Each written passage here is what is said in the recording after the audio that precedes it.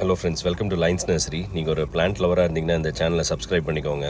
So இது holiday residency எங்கன்னா Saravanampatti to Thudiyalur ரோட்டில் பண்ண லேண்ட்ஸ்கேப்பிங் வீடியோ பார்த்தினா ஒரு அப்டேட் தான். இது ஒரு 6 months ஆச்சு இப்போ நம்ம இதுக்கு லேண்ட்ஸ்கேப்பிங் பண்ணி.